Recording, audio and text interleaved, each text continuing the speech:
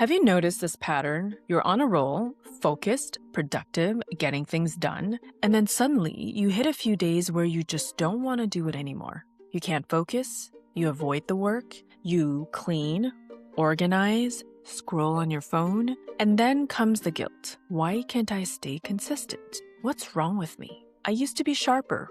If that sounds familiar, stay with me for 5 minutes because what's happening might not be what you think. A couple of weeks ago, I had an entire weekend alone. The plan was self-care.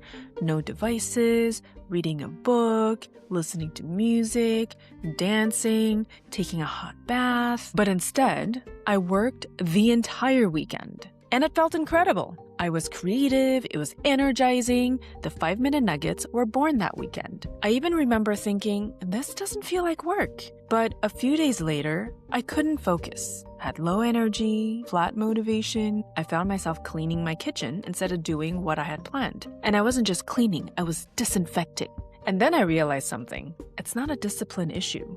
I had overridden rhythm. And here's the ironic part. I had just released a 5-minute nugget on the importance of respecting ultradian rhythms. I had just explained how we're built to work in waves, how focused effort needs real recovery. If you're not familiar with ultradian rhythm, I have a short 5-minute piece that lays the foundation. You can find the link below.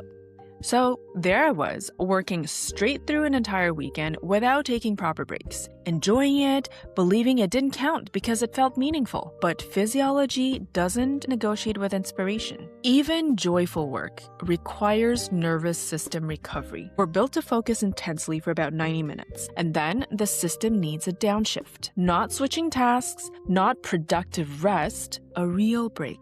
During focused work, even meaningful work, your nervous system is holding a lot together. Attention, decision-making, micro-stress responses, executive function. When we override that rhythm long enough, something interesting happens. We procrastinate. And procrastination is rarely laziness.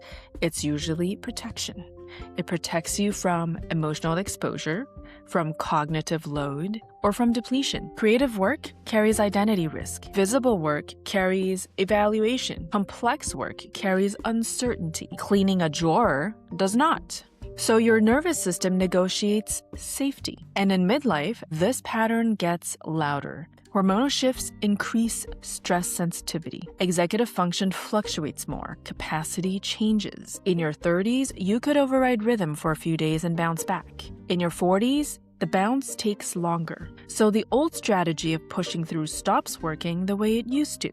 What shifted for me was this question. Instead of asking, why am I so inconsistent? I ask, what is my system protecting me from right now? Is it tired? Is it overloaded? Is it avoiding exposure? Then I intervene at the nervous system level, not at the willpower level. Before I switch tasks or spiral into something easier, I pause. 5 to 10 minutes. No phones. I stand up, move slowly, step outside or lie down and breathe. A real downshift. Then I return, but not to the whole project. Just one defined next step. Open the calendar and send one email, fold one load of laundry, review one page of the report, prep one meal, not get back on track, not finish everything, just one visible move. When the system feels safer and the step feels smaller, initiation becomes possible again. Consistency returns not perfectly, but sustainably. Midlife isn't asking you to be more disciplined. It's asking you to understand your rhythm.